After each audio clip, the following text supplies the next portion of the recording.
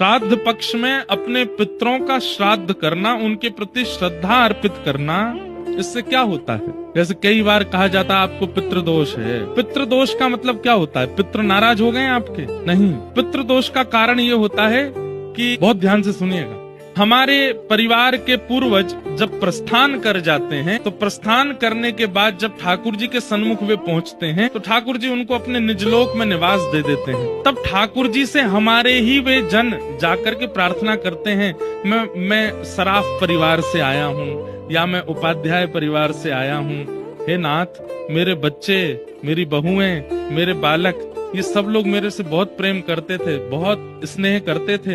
अब तो मेरा संबंध इनसे टूट चुका है, पर फिर भी नाथ मैं बस इतनी कृपा आपसे चाहता हूँ कि इस परिवार पर कृपा बनाए रखना। हमारे पितृ जाकर के ठाकुर जी से हमारी प्रार्थना करते हैं कि आप इन पर कृपा बनाए रखना ठाकुर जी।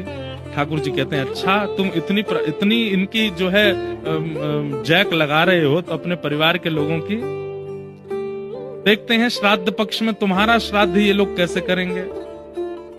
तो जब उसकी श्राद्ध तिथि आती है हमारे पितृ की, और उस दिन जब परिवारी जन कुछ भी विशेष नहीं करते और बिल्कुल अश्रद्धा पूर्वक करते हैं, तब ठाकुर जी मंद मंद मुस्का करके व्यंग कसते हैं, देखो तुम्हारे परिवार के लोग क्या कर रहे हैं, कुछ भी नहीं, श्राद्ध के नाम पर केवल खाना पूर्ति जैसी कर रहे हैं, और तुम इन्हीं की हमसे प्रार्थना कर रहे थे कि इन पर कृपा बनाए रखना, इन पर अच्छे रखना, इनको भला रखना। तब हमारे पितृ नाराज नहीं होते, दुखी हो जाते हैं। वे कहते हैं ठाकुर जी अब तो हमें लगता है कि स्वार्थी थे ये लोग, इनके पास हम रहे, जब तक हम थे तब तक इनका काम था, अब हम आ गए तो अब इनको कोई श्राद्ध का इनके मन में भाव नहीं है, अब हमारा भी इनके प्रति कोई भाव नहीं है, आपको इनके कर्मानुसार जो गति देनी हो वो दीजिएगा, हमारा इसमें कोई योगदान नहीं। सीधी बात, कोई व्यक्ति आपके ऊपर छतरी लेकर के चल रहा था कि आपको धूप ना लगे, ताप ना लगे, बारिश ना हो, ओले ना गिरे आपके ऊपर, लेकिन आपने उसकी कदर ही नहीं की तो वो छतरी हटा लेगा। अब जो भी होगा सब सहन करना पड़ेगा।